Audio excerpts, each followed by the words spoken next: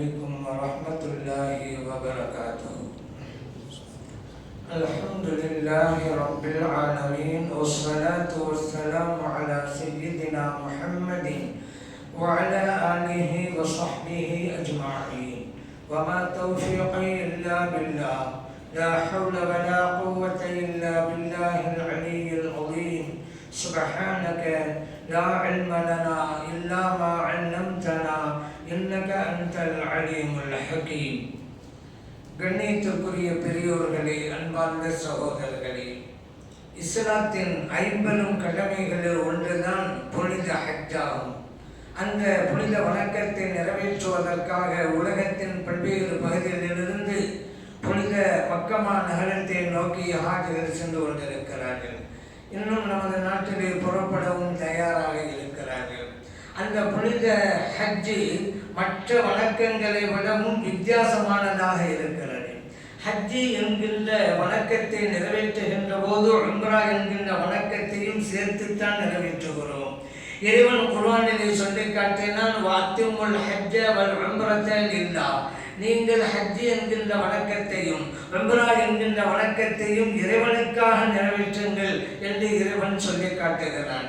ஹஜ்ஜி என்கின்ற சொல்லுக்கு நேரடி பொருள் நாடுதல் என்பதாகும். இந்த வணக்கத்திற்கு நாடுதல் என்கின்ற பொருள் கொண்ட ஹஜ்ஜி என்கின்ற வார்த்தையை ஏன் பெயராக சூட்டப்பட்டது என்றால், இந்த வணக்கத்தை நிறைவேற்றக்கூடியவர் இறைவனுடைய இல்லமான கஅபாவை நாடி செல்கிறார். ஆகவே இந்த வணக்கத்தின் பெயரே நாட்டாம் ஹஜ்ஜி என்று பெயர் வைக்கப்பட்டிருக்கிறது. இன்னொரு வணக்கம் அல் உம்ரா. உம்ரா என்கின்ற சொல்லுக்கு அரபி மொழியிலே நேரடி அர்த்தம் என்னவென்றால் ஜியாரத், சந்தித்தல் என்பது பொருளாகும். இந்த வணக்கத்தை நிறைவேற்றக்கூடியவர் அல்லாஹ்வுடைய இல்லமான கஅபாவை சந்திக்கிறார். ஆகவே இந்த வணக்கத்தின் பெயர் உம்ரா, சந்தித்தல் என்று பெயராக சூட்டப்பட்டிருக்கிறது. இந்த ஹஜ் என்கின்ற வணக்கத்திற்கும் மற்ற வணக்கங்களுக்கும் மத்தியில் இருக்கிற வேறுபாடுகள் பல உண்டு. நாம் குறிப்பாக ஒன்றை சொல்லி காட்டலாம். எந்த வணக்கத்தை எடுத்துக்கொண்டாலும் அது ஒன்று உடல் சார்ந்த வணக்கமாக இருக்கும் அல்லது பொருள் சார்ந்த வணக்கமாக இருக்கும். தொழுகை அது உடல் சார்ந்த வணக்கம், நோன்பு உடல் சார்ந்த வணக்கம், ஜகாத் பொருள் சார்ந்த வணக்கம். ஆனால் உடலும் பொருளும் சார்ந்த ஒரு வணக்கம் இருக்கிறது என்றால் அது ஹஜ் தான். இரண்டுமே இங்கே தேவைப்படுகிறது. அது மட்டுமல்ல, மற்ற வணக்கங்கள் என்று எடுத்துக்கொண்டால் இறைவன் சொன்னான், ஆகவே நாம் நிறைவேற்றுகிறோம். ஆனாலும் கூட நம்முடைய அறிவும் அது சரி என்று கூறுகிறது, அதை சரி காண்கிறது. தொழுகை என்று எடுத்துக்கொண்டால் இறைவன் கட்டளையில்தான் நாம் தொழுகிறோம், அது ஒரு விஷயம். ஆனால் அறிவு அதை சரி காண்கிறது. தொழுகையிலே ஒரு எக்ஸசைஸ் இருக்கிறது, உடற்பயிற்சி இருக்கிறது. மருத்துவர்கள் கூட சொல்கிறார்கள் தொழுகையிலே நல்ல பயிற்சி இருக்கிறது என்று. அறிவு அதை ஏற்றுக்கொள்கிறது. நோன்பும் அப்படித்தானே. இறைவன் சொன்னால் நாம் நோன்பு வைக்கிறோம், அது வேறு விஷயம். ஆனால் நம்முடைய அறிவு ஏற்றுக்கொள்கிறது. நோன்பு பல நோய்களுக்கு மருந்து என்று இன்னைக்கு மருத்துவர்கள் சொல்லிக் கொண்டிருக்கிறார்கள். இதை அறிவு ஏற்றுக்கொள்கிறது. ஜகாத்து கொடுக்கிறோம், இறைவன் கட்டளையிட்டால் நம்ம கொடுக்கிறோம், அவ்வளவுதான். அதே நேரத்தில் அறிவு ஏற்றுக்கொள்கிறது. இப்படி நாம் ஜகாத்து கொடுக்கின்ற போது ஏழை எளிய மக்கள் எல்லாம் பயன்படுகிறார்கள். அறிவு அதை ஏற்றுக்கொள்கிறது. ஆனால் ஹஜ் என்கிற வணக்கத்தை இறைவன் சொல்கிறான், ஆகவே செய்கிறோம், அவ்வளவுதாங்க. நம்முடைய அறிவுக்கும் அந்த வணக்கத்திற்கும் சம்பந்தமே இருக்காது. இறைவனுடைய கட்டளை பிரகாரம் கஅபாவை 7 தடவை சுற்றி வர்றோம். எங்க 7 தடவை சுத்தணும்? அல்லாஹ் சொன்னா செய்யுது, அவ்வளவுதான். அரபாவில் போய் உட்காருங்க, தங்குங்க, மினாவில் போய் தங்குங்க, உட்காருங்க என்று இறைவன் சொன்னான். ஆகவே செய்கிறோம். அங்க போய் உட்காரணும், அறிவு அதுக்கு ஏற்றுக்கொள்கிறதா? இல்லை, ஆனாலும் செய்கிறோம். ஏன்? என் ரப்பு சொன்னான், ஆகவே செய்கிறேன். மினாவிலே உட்காரமே, அது இங்கே உட்கார்ந்தாலும் இவ்வளவு பலன் உண்டு என்றெல்லாம் அறிவு சொல்லுமா? சொல்லாது. ஆனாலும் நிறைவேற்றுகிறோம். அங்கே கண்டறிய வேண்டும். ஏன் கண்டறிய வேண்டும்? அன்றைக்கு இப்ராஹிம் அலைஹிஸ்ஸலாம் அவர்கள் கண்டறிந்தார்கள் ஷைத்தானை நோக்கி. இன்றைக்கு நாம் ஏன் கண்டறிய வேண்டும்? அறிவு ஏற்றுக்கொள்கிறதா? இல்லை, ஆனாலும் செய்கிறோம். காரணம் என்ன? இறைவன் சொன்னால் செய்கிறேன். இப்படி 100க்கு 100 இறைவனுக்காக தன்னை அர்ப்பணிக்கின்ற வணக்கம் இருக்கிறது என்றால் அந்த ஹஜ் தான். என் அறிவு சரி என்று சொல்கிறதா இல்லையா, அதுவெல்லாம் எனக்கு கவலை இல்லை. என்னை படைத்த இறைவன் சொன்னான், ஆகவே செய்கிறேன். இறைவன் சந்தோஷப்படுகிறான், மகிழ்ச்சி அடைகிறான். அவனது அறிவை ஏற்றுக்கொள்ளாவிட்டாலும் கூட நான் சொன்னேன் என்பதற்காக செய்கிறான் இந்த அடியான். அவ்வளவு பூரிப்படைந்துதான் அந்த ஹாஜை இறைவன் மன்னித்து விடுகிறான் என்று அவர்களுக்கு தெரியுமா? கண்மணி நாயகம் ஸல்லல்லாஹு அலைஹி வஸல்லம் அவங்க சொன்னாங்க, கயௌமின் வலதத்துஹு உம்முஹு, அன்று பிறந்த பாலகனை போன்று அவன் திரும்பி வருகிறான். யாரு? ஹாஜி. அந்த அளவுக்கு தூய்மைப்படுத்தி விடுகிறான் இறைவன். காரணம், இறைவன் சொன்னால் நான் செய்கிறேன். இப்படி ஒரு எண்ணம் அந்த ஹஜ்ஜுடைய வணக்கத்தில் தான் வந்தது. அதே போல ஹஜ்ஜை நிறைவேற்றக்கூடியவர்கள் இறைவனுடைய விருந்தாளிகளாக செல்கிறார்கள். உம்ராவை நிறைவேற்றக்கூடியவர்களும் இறைவனுடைய விருந்தாளிகளாக செல்கிறார்கள். கண்மணி நாயகம் ஸல்லல்லாஹு அலைஹி வஸல்லம் அவர்களே சொன்னார்களே, வஃதுல்லா, இவர்கள் எல்லாம் இறைவனுடைய குழுக்களாக செல்கிறார்கள் என்று. ஆகவேதான் தன்னுடைய விருந்தாளியாக வந்த அந்த ஹாஜிகளை என்னமா வரவேற்கிறான் இறைவன் பார்த்தீங்களா? ஜம்சம் நீரை கொடுத்து வரவேற்கிறான்.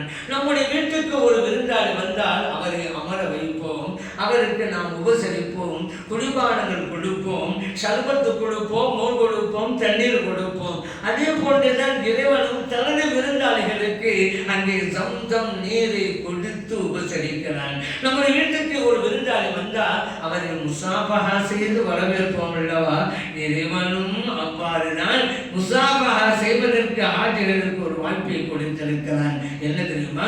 நபி ஸல்லல்லாஹு அலைஹி வஸல்லம் சொன்னாங்க, ஹஜ்ருல் அஸ்வத் கல் இருக்க, யமீனுல்லாஹ், அது அல்லாஹ்வுடைய கை. யார் அந்த கல்லை முத்தமிடுகிறாரோ அவர் அல்லாஹ்வோடு முசாபஹா செய்கிறார் என்று நபிகள் நாயகம் ஸல்லல்லாஹு அலைஹி வஸல்லம் அவர்கள் கூறினார்கள். என்றால் முசாபஹா செய்து இறைவன் வரவேற்கிறான். அப்படிப்பட்ட ஒரு கொடுப்பினை இந்த ஹாஜிகளுக்கு கிடைக்கிறது. அது மட்டுமா, இங்கெல்லாம் நாம் தொழுகிறோம், நியத்து வைப்போம். நாம் தொழுகையிலே நின்று கொண்டு தனியாக தொழுதாலும் சரி அல்லது ஜமாத்திலே தொழுதாலும் சரி நாம் நியத்து வைப்போம். அப்பொழுது முத்தவஜ்ஜஹன் இலல் கஅபத்தி ஷரீபத்தி, அப்படிதான் நியத்து வைப்போம். தமிழ்ல சொல்றதா இருந்தா கிபிலாவை முன்னோக்கி, அப்படிதான் நம்மளாம் நியத்து வைக்கிறோம். எல்லா தொழுகையிலையும் நம்ம கிபிலாவை முன்னோக்கி என்று நியத்து வைக்கிறோம். ஆனா நாம கிபிலா ஒன்றும் முன்னோக்கல. பள்ளியாசுடைய சுவரை முன்னோக்குவோம் அல்லது இமாமை முன்னோக்குவோம். ரெண்டாவது சபையில் இருக்கக்கூடியவரும் முதலாவது சபையில் இருக்கக்கூடியவரும் முன்னோக்குவாரு. ஒரு தூணுக்கு பின்னால் தொழுதா தூணை முன்னோக்குவோம். ஆனா நம்ம சொல்றது என்ன? கிபிலாவை முன்னோக்கி சொல்லுகிறோம். ஆனால் கிபிலா இருக்கிற திசையை நோக்கித்தான் இருக்கிறோம். ஆனால் ஹாஜிகள் எவ்வளவு பெரிய கொடுப்பினை பெறுகிறார்கள் தெரியுமா? அவர்கள் மக்காவிற்கு செல்வார்கள். கஅபா இருக்கிற அந்த மஸ்ஜிதுல் ஹராம் பள்ளிவாசலுக்குள்ளே செல்வார்கள். தொழுகின்ற போது நியத்து வைப்பார்கள், கிபிலாவை முன்னோக்கி என்று நியத்து வைப்பார்கள். என்ன ஆச்சரியம்! அவர்களுக்கு முன்பாக அந்த கிபிலாவே இருக்கும். கிபிலாவை முன்னோக்கி வண்ணம் கிபிலாவை முன்னோக்கி என்கிறார்கள். முன்னாலே கிபிலாவே இருக்கிறது. இப்படிப்பட்ட ஒரு வாக்கியம் ஹாஜிகளுக்கு கிடைக்கிறது. அது மட்டுமா, இந்த ஹாஜிகள் பின்பு மதீனா நகரத்திற்கு செல்வார்கள். அங்கே மஸ்ஜித் நபவியிலே தொழுவார்கள். நாமும் இங்கே தொழுகின்ற போது அத்தஹியாத் அமர்விலே அஸ்ஸலாமு அலைக அய்யுஹன் நபி என்று நாம் கூறுகிறோம் அல்லவா? நபி அவர்களே, அல்லாஹ்வின் சாந்தி உங்களுக்கு உண்டாகட்டும். ஒவ்வொரு தொழுகையிலும் நாம் கூறுகிறோம், நபியை அழைத்து கூறுகிறோம். பள்ளிவாசலிலே நபியை அழைக்க கூடாது, மௌலிது ஓதாதீங்க சொல்கின்ற வஹாபிகள் யோசிக்க வேண்டும். அந்த வஹாபிகளும் கூட தொழுகையிலே அத்தஹியாத் அமர்விலே அஸ்ஸலாமு அலைக அய்யுஹன் நபி, நபி அவர்களே அல்லாஹ்வின் சாந்தி உண்டாகட்டும், உங்கள் மீது உண்டாகட்டும் என்று அவங்களாத்தான் சொல்றாங்க. என்னங்க, தொழுகைக்குள்ள நபியை கூப்பிட்டு உங்களுக்கு சலாம் உண்டாகட்டும் அப்படின்னு சொல்றோமே. அப்படி இருக்கும் போது மௌலிதில் வரக்கூடிய யா நபி சலாம் அலைக்கும், நபி அழைத்து எப்படி சலாம் சொல்ல கேட்குறீங்க? எங்க தொழுகையிலே நபியை கூப்பிட்டுதாங்க சலாம் சொன்னீங்க. நாங்க பண்ணுவோம், நீங்களா இருந்தாலும் சொல்லி செஞ்சுட்டு இருக்கிறீங்க. அதனால இங்கெல்லாம் நாம் நபியை அழைத்து சலாம் சொல்கிறோம், நாம் நபியை அழைக்கிறோம். அந்த நபி ஸல்லல்லாஹு அலைஹி வஸல்லம் அவர்கள் மதீனாவிலே வாழ்ந்து கொண்டிருக்கிறார்கள். மதீனாவிலே வாழ்ந்து கொண்டிருக்கக்கூடிய நபி அவர்களுக்கு இங்கிருந்து கொண்டு நாம் சலாம் கூறுகிறோம். ஆனால் ஹாஜிமார்கள் பெற்றிருக்கிற கொடுப்பினை என்ன தெரியுமா? தெரியுமா? அவர்கள் மதீனா நகரம் செல்வார்கள், தொழுகைக்காக மஸ்ஜித் நபவிக்குள்ளே சொல்லுவார்கள். அங்கே தொழுகையிலே அத்தஹியாத் அமர்விலே அஸ்ஸலாமு அலைக்க அய்யுஹன் நபி, நபி அவர்களே அல்லாஹ்வின் சாந்தி உங்கள் மீது உண்டாகட்டும் என்று கூறுவார்கள். அவர்களுக்கு முன்பாக நபி ஸல்லல்லாஹு அலைஹி வஸல்லம் அவர்களே இருப்பார்கள். இங்கிருந்து நாம் சலாம் சொல்கிறோம், ஆனால் ஹாஜிகள் அருகிலே இருந்து கொண்டு சலாம் சொல்லுவார்கள். ஆனால் அங்கே நாம் சலாம் சொல்லும் போது நம் கண்களுக்கு வேண்டுமானால் நபிகள் நாயகம் ஸல்லல்லாஹு அலைஹி வஸல்லம் அவர்கள் தெரியாமல் இருக்கலாம், ஆனால் அவருடைய பார்வைக்கு நாம் தெரிகிறோம். அருகில் இருந்து கொண்டு சலாம் கொள்கிற ஒரு வாய்ப்பு இந்த ஹாஜிகளுக்கு பெற்றுகிறது. ஆகவே நான் ஹாஜிகள் கொடுப்பினை பெற்றவர்கள் என்று நாம் சொல்லிக் கொண்டிருக்கிறோம். அந்த ஹஜ் என்கின்ற வணக்கம் யாருக்கு கடமை என்று ஒரு கேள்வி வரலாம். இதை இறைவன் குர்ஆனிலே சொல்லிட்டான். வலில்லாஹி அலன் நாஸி ஹஜ்ஜுல் பைத்தி மன் இஸ்ததாஅ இலைஹி சபீலா. யாருக்கு சபீல் வசதி இருக்கிறதோ அவருக்கு ஹஜ் கடமைன்றான். சபீல் என்ன? பாதைன்னு அர்த்தம், நேரடி பொருள் பாதை. ஆனா இந்த மார்க்கத்தில் பாதை வசதி இருக்கிறது என்று சொன்னா புரியுமா? சஹாபா பெருமக்கள் இந்த வசனத்துக்கு விளக்கம் கேட்கிறாங்க. யார சொல்லலாம் சபீல் என்று அல்லாஹ் சொல்லியிருக்கிறானே, அதுக்கு என்ன மீனிங் அப்படின்னு கேட்கிறாங்க. நபி ஸல்லல்லாஹு அலைஹி சொன்னாங்க, அஸ்ஸபீலு ஹுவ ஸாது வர்ராஹிலா. அது பண வசதி, பயண வசதி, ரெண்டு யாத்திரைக்கு உங்களுக்கு கடமை அப்படின்ட்டாங்க. அஸ்ஸாது வர்ராஹிலா, ஸாதுன்னா பணம், பெட்ரோலுக்கு பணம் வேணும்ல. ரெண்டாவது பயண வசதி, இந்த ரெண்டும் இருக்கணும். இது இருந்தால் ஹஜ் கடமை என்று நபிகள் நாயகம் ஸல்லல்லாஹு அலைஹி வஸல்லம் அவர்கள் கூறினார்கள். ஆகவே தான் ஒரு ஆள் ஹஜ் கடமையாக இருந்தும் கூட ஹஜ்ஜை நிறைவேற்றாம மூத்தா போயிட்டா அவர் விட்டு சென்ற பொருள்களுக்கு வாசலாளெல்லாம் ஒடியாடுவாங்க. நாங்க தான் மாமன், நான் தான் பாப்பா, நான் தான் பாட்டானாரு, நான் தான் சகோதரன் என்று ஒடியாடுவாங்க. மார்க்கம் சொல்கிறது இருப்பாங்க போய் அவசரம் இருங்க. இவர் என்னென்ன கடமை நிறைவேற்றணுமோ கடமை நிறைவேற்றிட்டு மீதி தான் கொடுக்கணும். அது என்ன? கடன். அடியார்களுக்கு நிறைவேற்ற வேண்டிய கடன் இருக்கிறத யார்கிட்ட கடன் வாங்கியிருந்தாரு, கடனெல்லாம் அடைக்கணும். கடனெல்லாம் அடைச்சு கொடுத்தா பிள்ளை வாட்சித்தார் கொடுக்கணும். அதே போன்றுதான் இறைவனுக்கு ஆற்ற வேண்டிய கடன். ஹஜ்ஜு கடமையாக இருந்து ஹஜ்ஜை நிறைவேற்றலையா ஒரு பகுதியை எடுக்கணும், பதிலே ஹஜ்ஜு செய்ய வைக்கணும். அவர் சார்பா யாரா ஒரு ஆட்ட பணத்தை கொடுத்து செய்ய வைக்கணும். அதுக்கு பிறகுதான் வாரசுதாரர்களுக்கெல்லாம் பங்கு போடணும். ஏன்னா இவருக்கு கடமை எல்லாம் அங்க மாட்டி முடிப்பாரு. கடமையாக இருந்தும் செய்யாமல் இருக்கிறாரு. எல்லாருக்கும் கிடைக்காதுங்க இந்த ஹஜ்ஜுங்கிறது, கொடுப்பினங்கிறது. பணம் இருந்தா போதுமா? எத்தனை செல்வந்தர்கள் ஹஜ்ஜை நிறைவேற்றாமல் இந்த உலகத்தை விட்டு போதிருக்கிறார்கள். எத்தனை ஏழை எளிய பெருமக்கள் ஹஜ்ஜை நிறைவேற்றிருக்கிறார்கள், பல தடவையும் நிறைவேற்றிருக்கிறார்கள். இருமுறை எழுத்துத்தான் இங்கே தேவைப்படுகிறது, காசு பணம் அல்ல. முகலாய மன்னர்கள் ஆண்டார்களே நமது இந்தியாவை, எவ்வளவு பெரிய வசதி வாய்ப்பு. அவர்கள் யாராவது ஹஜ்ஜை நிறைவேற்றினார்களா? மன்னர்களா இருந்தாங்க, ஒருவரும் ஹஜ்ஜை நிறைவேற்றல. இருமுறை எழுத்து வேணும். மன்னர்களாத்தான் இருந்தால்தான் என்ன, இருமுறை நாட்டம் இருந்தால்தான் ஹஜ்ஜை நிறைவேற்ற முடியும். சரி, இந்த ஹஜ்ஜு கடமை என்றாகிவிட்டது. ஒவ்வொரு வருடமும் கடமையா அல்லது ஆயுளிலே ஒரு தடவை நிறைவேற்றினாலும் போதுமா என்ற கேள்வி பிறக்கிறது அல்லவா?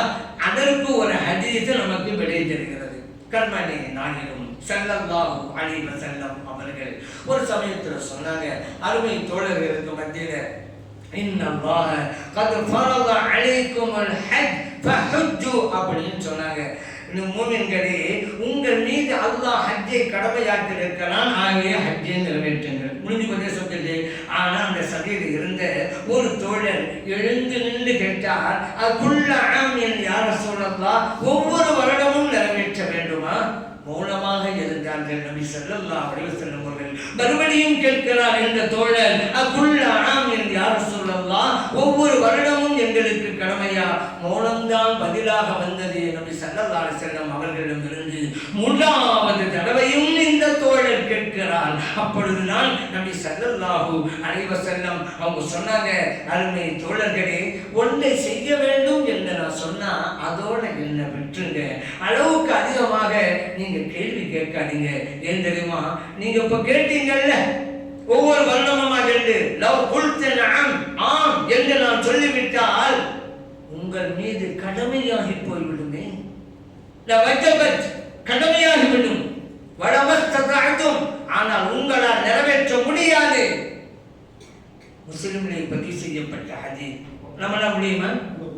ஒரு தடவை நிறைவேற்றதுக்கே நம்ம முடியலை அப்படிங்கும் பொழுது ஒவ்வொரு வருடமும் எப்படிங்க நிறைவேற்ற முடியும் அப்படிங்கிறத நம்ம யோசிச்சு பார்க்கணும். அதனால தான் நபி ஸல்லல்லாஹு அலைஹி வஸல்லம் சொன்னாங்க, ஒன்றை செய்ய சொன்னால் நீங்கள் செய்யுங்கள், அதோட விட்டு விடுங்க, அதுக்கு மேல கேள்வி கேட்காதீங்க. உங்களுக்கு முன்பு வாழ்ந்த சமூகம் ஏன் தெரியுமா அழிந்து போனது, ஏன் தெரியுமா ஒழிந்து போனது? அளவுக்கு அதிகமாக கேள்வி கணைகளை அவர்களுடைய நபிமார்களிடத்திலே தொடுத்தார்கள். அதனால் தான் அவர்கள் அழிந்து போனார்கள்.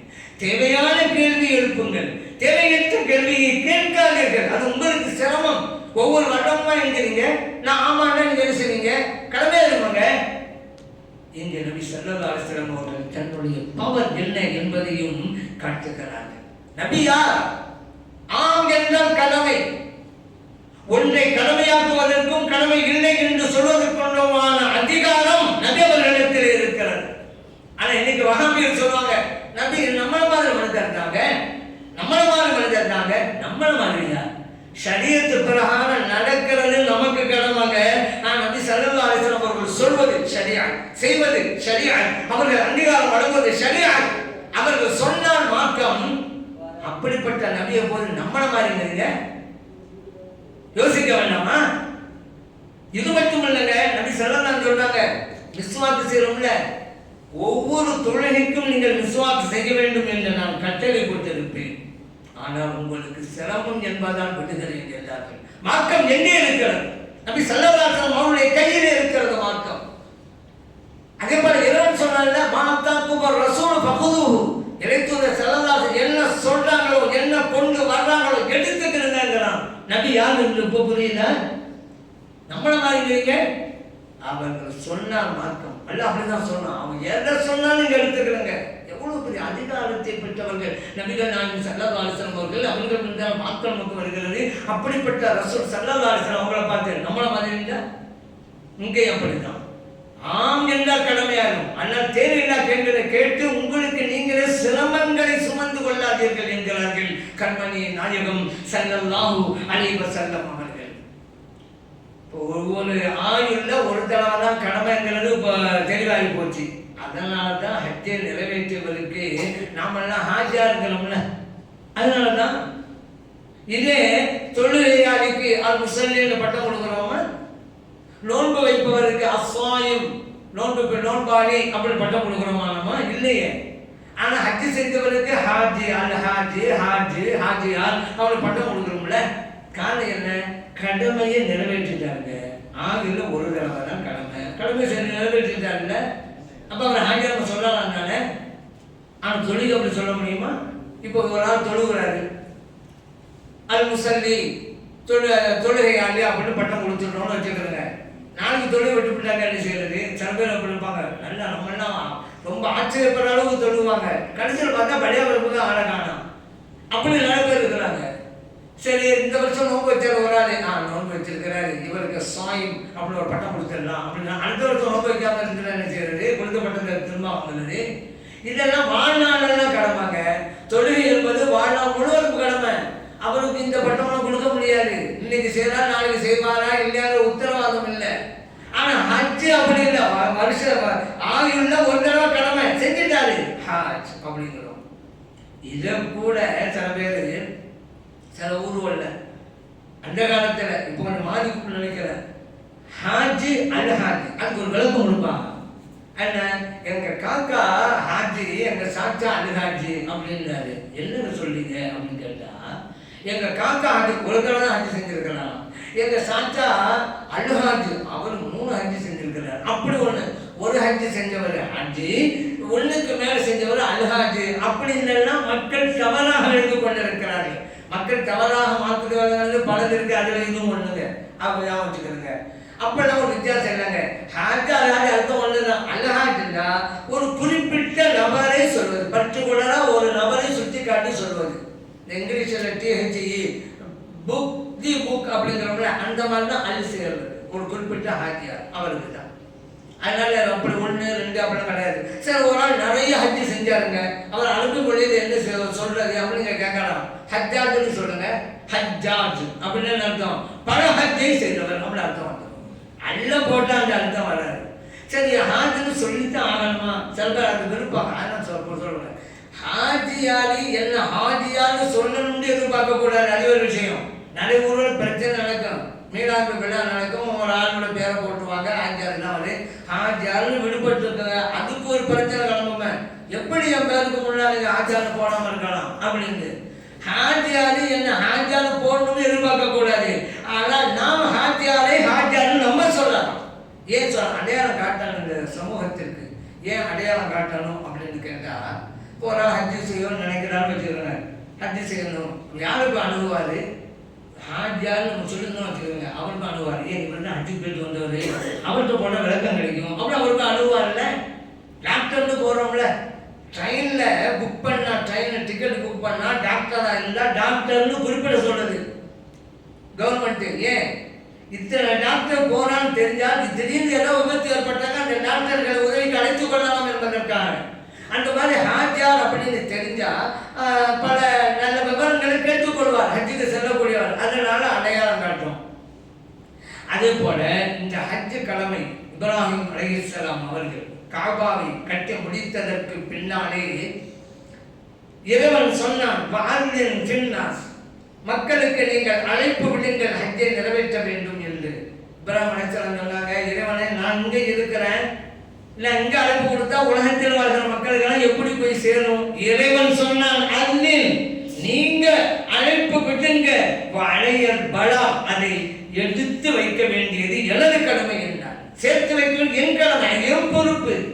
இப்ராஹிம் அலைஹிஸ்ஸலாம் பக்கத்தில் இருந்த அபூ குபைஸ் மலை, அதில் இருந்தாங்க. அபூ குபைஸ் மலையை பற்றி நம்ம தெரிஞ்சுக்கிறோங்க. இந்த உலகத்தில் எவ்வளோ மலைகள் இருக்கிறது. அரபு நாட்டுக்கு போனால் தெரியும், இவ்வளோ மலை இருக்குதான்னு நீங்கள் நினைப்பீங்க. அது ஒமான், யமன், சவுதி போனாலும் அவ்வளவு மலைகள் ஊன்னு கிடக்கும் மலை. நம்ம நாட்டிலே தான் இமயமலை இருக்குது, மிகப்பெரிய மலை. உலகத்திலேயே மிக உயரமான சிகரம் எவரெஸ்ட் சிகரம், அது உள்ள இமயமலை மலை இருக்குது. தமிழ்நாட்டை ஊட்டி, கொடைக்கானல், சென்னையில் பரங்கி மலை, பல்லாவரம் மலை, இப்படி பல மலை இருக்குதுங்க இந்த பூமி உருளையில். முதலாக இறைவன் படைத்த மலை என்ன தெரியுமா? அபூ குபைஸ் மலை. எப்படி மனிதர்களில் முதல் மனிதர் ஆதம் அலைஹிஸ்ஸலாமோ, மலைகளில் முதல் மலை அபூ குபைஸ் மலை. அந்த மலைக்கு மேலதான் ஏறிட்டு அழைப்பு கொடுத்தாங்க இப்ராஹிம் அலைஹிஸ்ஸலாம். இந்த அபூ குபைஸ் மலை எங்க இருக்குது? இப்ப இங்க உங்களோட அஜுக்கு போனுங்க, போயிட்டு வரணும் கேளுங்க, அபூ குபைஸ் மலை எங்க இருக்குது தெரியாது. ஆனா இந்த சஃபா மர்வாக்கு வந்து தொங்கோட ஓடுறாங்கல்ல, சஃபா என்கிற குன்றுக்கு பக்கத்தில் தான் இருக்கிறது அபூ குபைஸ் மலை. ஆனால் யாருக்கும் தெரிவதில்லை. காரணம், அந்த சவுதி அரசாங்கம் மறைத்து வைத்திருக்கிறது. அந்த மலைக்கு மேல ஒரு தடுப்பு மாறு போட்டு மேல கட்டிடத்தை கட்டி வச்சிருக்கு. மலை இருக்குது, மலைக்கு மேல கட்டிடம். அங்க போறவங்க வந்து அது மலையிலே தெரியாது. விவரமானவர்கள் இது மலை. ஏன் கட்டடம் கட்டி வச்சா தெரியுமா? இல்லைன்னா ஹஜ்ஜு போறவங்க அந்த மலைக்கு மேல எதுவும் உட்கார்ந்துட்டு இருப்பாங்க. என் முதல் மலையாச்சு இப்ராஹிம் அலைஹிஸ்ஸலாம் அவர்கள் அழைப்பு விடுத்த மலையாச்சு, நம்ம மக்களை சொல்லவாங்கன்னு. அதை அந்த மக்களுடைய தொந்தரவுலேருந்து பாராட்டுதான் மலை அப்படி இருக்க வைக்கிறாங்க. தொலைவில் இருக்கக்கூடிய மலைகள் எல்லாம் இடிக்கப்பட்டு கட்டிடம். ஆனா அந்த மஸ்ஜிதுல் ஹராம் பழைய பக்கத்துல இருக்க மலை அது இடிக்கல. ஏன்? வரலாற்று சிறப்புமிக்க மலை அல்லவாது. ஆனாலும் கொஞ்சத்தை மட்டும் கடைசி பாத்திரம் விட்டு மேல கட்டணமா கட்டிருக்காங்க. மலை எப்படி இருக்கிறது? அபூ குபைஸ் மலை. அந்த இப்னு அப்பாஸ் எல்லாம் சொன்னாங்க, அந்த அழைப்பு விடுத்த போது யாரெல்லாம் லப்பைக் அல்லாஹும்ம லப்பைக் என்று பதில் கொடுக்கிற வாய்ப்பை பெற்றார்களோ அவர்களுக்கு ஹஜ்ஜை நிறைவேற்றுகின்ற வாய்ப்பும் கிட்டும் அப்படின்றாங்க. யாரெல்லாம் அந்த நேரத்தை ஒரு தொலைவில் வாழ்ந்தாங்களோ, ஹஜ்ஜு செய்யறவங்களும் காரில் விழுந்து பதில் சொல்றாங்க. யாரெல்லாம் தாயுடைய கருவறை இருந்தாங்களோ, ஹஜ்ஜு செய்ய வாய்ப்பு இருந்தாங்களோ அவங்க அந்த நிலையில இருந்து பதில் சொன்னாங்க. யாரெல்லாம் தந்தைமார்களுடைய முதுகன் தண்டில இருந்தாங்களோ அவங்களும் பதில் சொன்னாங்க. ஆக இன்றைக்கும் ஹஜ்ஜு போறாங்கல்ல, இவங்கெல்லாம் அந்த பதில் சொன்னாங்க. லப்பைக் அல்லாஹும்ம லப்பைக். பதில் சொல்லாத யாருக்கும் இந்த வாய்ப்பு கிட்டாது. பணக்காரராக இருந்து கிட்டலையில காரணம் இதுதான். பதில் சொல்லிவிட்டால் கிட்டும். ஏழை இருந்தவங்க ஹஜ்ஜு செய்ய வந்திருக்காங்கல்ல, என்னாலதான். அதே குலபாசர் எல்லாம் சொன்னாங்க, இந்த லப்பைக் அல்லாஹும்ம லப்பைக்ங்கிற பதில ஒரு தடவை சொல்லி இருந்தால் அவருடைய வாழ்நாளிலே ஒரு தடவை ஹஜ்ஜை ஹஜ் செய்கின்ற பாக்கியத்தை பெறுகிறார். 2 தடவைகள் லப்பைக் அல்லாஹும்ம லப்பைக் என்று பதில் கூறுகிற வாய்ப்பை பெற்றால் அவரது வாழ்நாளிலே 2 தடவைகள் ஹஜ் செய்கிற வாய்ப்பை பெறுகிறார். 3 தடவைகள் லப்பைக் அல்லாஹும்ம லப்பைக் என்று பதில் சொல்கிற வாய்ப்பை ஒரு பெற்றிருந்தால் அவருடைய வாழ்நாளிலே 3 தடவைகள் ஹஜ் செய்கிற வாய்ப்பை பெறுகிறார். எத்தனை தடவை சொன்னாலும் அத்தனை தடவை. இப்போ புரியுதா? சில பேர் 2 பேர் ஹஜ் செய்கிறாங்க, சில பேர் 3 ஹஜ் செய்கிறாங்க. இப்போ தெரியுதா? அத்தனை தடவைகள் அவர் பதில் சொல்லி இருக்கிறார்கள். ஆனால் பதில் சொன்னது அவர்களுக்கு தெரியாது. ஆனால் பதில் சொல்லி இருக்கிறார்கள். யாருக்கு எப்படியோ அப்படி இறைவன் பதில் சொல்ல வைத்தான், ஹஜ் செய்ய வைத்தான். அதுதான் எல்லாம் இறைவன் அந்த புனித ஹஜ் என்ற வணக்கத்தை நிறைவேற்றுகின்ற வாய்ப்பை நமக்கும் அந்த குடும்பத்தினர்களுக்கும் அல்லாஹ் வழங்கி வருவானாக. ஆமீன். அல்ஹம்துலில்லாஹி ரப்பில் ஆலமீன்.